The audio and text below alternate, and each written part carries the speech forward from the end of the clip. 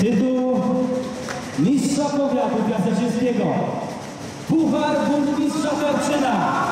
W sezonie 2014-2015 wywalczyła drużyna Nowoczesna. Zapraszamy na drużynę Nowoczesna. Bardzo proszę o ustawienie się na czerwonej linii.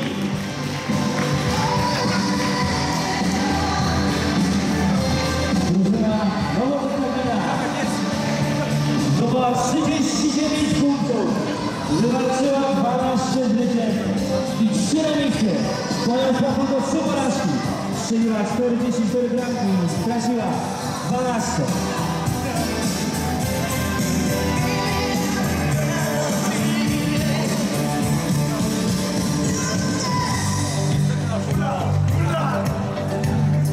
Kapitan drużyny Nowoczesna Gmina odbiera Puchar Burmistrza Tarczyna